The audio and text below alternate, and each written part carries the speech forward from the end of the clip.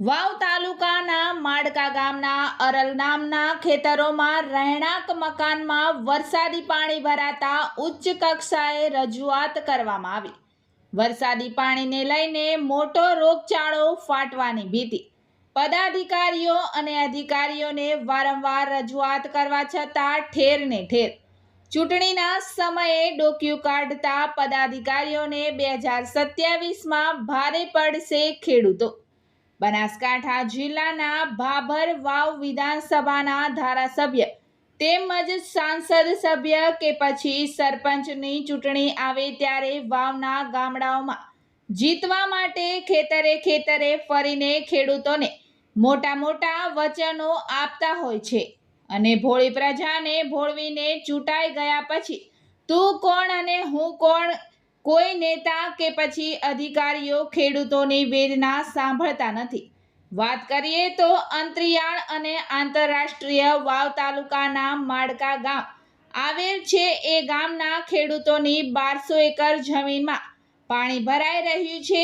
એટલું જ નહીં પણ ખેતરોમાં રહેણાંક મકાનો બનાવેલ છે, એ મકાનોમાં પાણી ભરાઈ રહ્યું છે, જેને લઈને માડકા ગામના ખેડૂતોએ નાયબ કલેક્ટર શ્રી, સાહેબ શ્રી, પ્રાંત કચેરી થરાદ, મામલતદાર કચેરી વાવ, તાલુકા વિકાસ અધિકારી શ્રી વાવ તેમજ પદાધિકારીઓને લેખિત તેમજ મૌખિક રજૂઆત કરવા છતાં કોઈ જવાબ મળતો નથી। શૈલેષભાઈ ખેડૂતે વધુમાં કહ્યું હતું કે જે માડકાથી વાવડી રોડ બનાવવામાં આવ્યો છે તે રોડ ઉપર પાણીના નિકાલ માટે એકેય ગરનાળું નાખવામાં આવ્યું નથી। અહીં આ રોડની સાઈડમાં નાણાં નાખવામાં આવશે તો પાણીનો નિકાલ થવાની સંભાવના છે, નહીતર જો વધુ વરસાદ પડશે તો ગામમાં રાત્રિના સમયે ઘરોમાં પાણી ફરી વળશે તો મોટી ઘટના સર્જાશે તેવી સ્થિતિ વર્તાઈ રહી છે। આની જવાબદારી જે તે તાલુકાના પદાધિકારીઓ તેમજ અધિકારીઓની રહેશે તેવું જણાવ્યું હતું। મોટા માથાભારે ખેડૂતોએ બાંધેલ બંધ પાળાના લીધે ખેડૂતોના ખેતરોમાં તથા ખેતરોમાં બનાવેલ મકાનોમાં પાણી ફરી વળે છે, જેના લીધે પશુપાલકોને રહેવું ભારે મુશ્કેલ થઈ રહ્યું છે। એટલું જ નહીં, વડા ખેડૂતોએ તમામ પાક પાણી ભરાવાના લીધે બળી ગયા છે।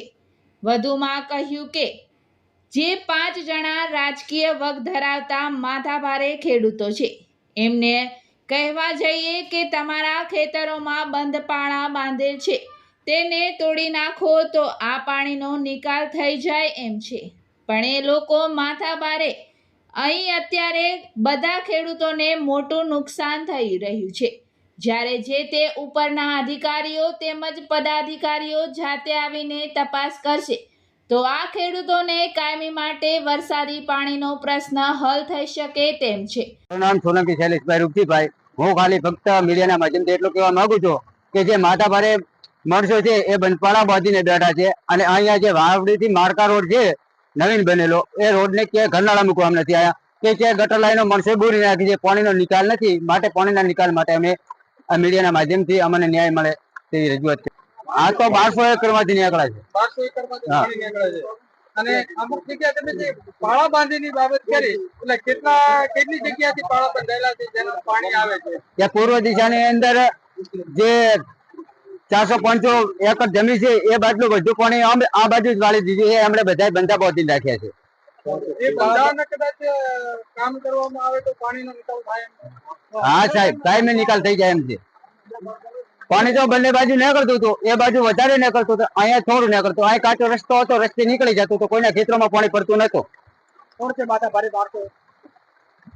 જે માથાભારે માણસો છે કરશન વાઘા છે, ભગવાનભાઈ જેસજીભાઈ, પૂરા ક્રમસિંહ એવા 5-6 લોકો છે, તેરા મેઘા એવા અનેક લોકો છે સાહેબ। એ માથાભારે માણસો છે અને બંધા બાંધીને રાખે છે અને એ એમ કહે છે કે જે બંધ તોડાવવા આવે એને ઢાળી જ દેવાની વાત કરે છે। હા, ધામ ધમકી આપે છે। એક કોણ આવીને બંધ તોડાવે છે, જે આવ્યો નથી એને પાડ્યો નથી, એવી રીતે વાત કરે છે। પાળા તૂટે તો કાયમી નિકાલ? હા, એ પાળા તૂટે તો કાયમી નિકાલ થઈ જાય। એ એક ના નહીં પણ દરેક ના પાળા તૂટે તો સાહેબ। તો શું તમારી રજૂઆત સરકાર જોડે શું છે?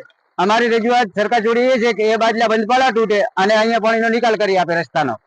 કાયમી એટલે કેટલા ઘરની આ બાજુ વસ્તી છે કે જ્યાં પાણી ભરાયેલું છે?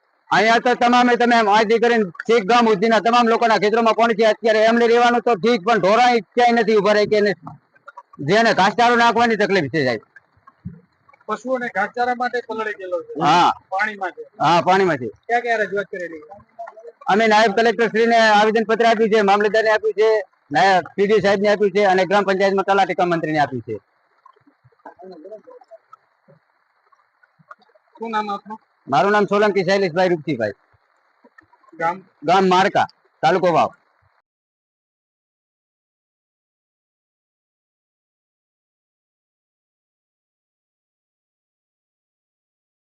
બોલો.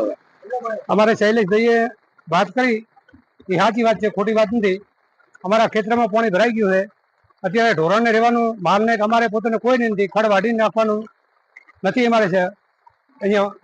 એટલે એ પાણીનો નિકાલ કરે, ઓલી બાજુ તો અમારો નિકાલ થઈ જાય એમને પાણીનો 100%. કેટલો પાણી ભરાયેલો છે? મારા ખેતરમાં અત્યારે ફૂટ પાણી છે. 2 ભાઈઓની 9 એકર જમીન છે મારી. અત્યારે તરબોળ છે, અત્યારે કોઈ રહેવાની પરિસ્થિતિ નથી મારી. 9 એકર ની અંદર પાણી ભરાયેલું? હા, 9 એકર ની અંદર ફૂલે ફૂલ. અને પશુપાલનના કેટલા ઢોરા તમારી જોડે? અમારી જોડે 10-12 ઢોર છે. તો એ પાણી ઘાસચારા વગર? ઘાસચારા વગર થઈ જાય. અને આનો કાયમી નિકાલ કરવો તો આ બાબતે શું? અમારા દવાખાને નીકળવો હોય તો અહીંયાથી લઈને બેલ કરીએ, ખાલી કોઈ લઈ જાય ભલે રોડ સુધી ન કઈ હાલત નથી અમારી કોઈ. 108 આવી શકે એમ નહીં? ના, ઘરે નથી આવી ગઈ 108. અને આને કાયમી નિકાલ કરવો તો શું કરવાનું? કાયમી નિકાલ કરવો હોય તો સરકાર શ્રીને વિનંતી કે સરકાર કરી કે કાયમી નિકાલી દો. અને આ બાબતે તમે રજૂઆતો કરી, સરકારે કોઈ જવાબ આપ્યો નથી? જવાબ નથી આપ્યો. શું નામ? અહેવાલ મારું નામ જગમાલભાઈ આજાભાઈ પટેલ, દિયોદર સમાચાર, માળકા.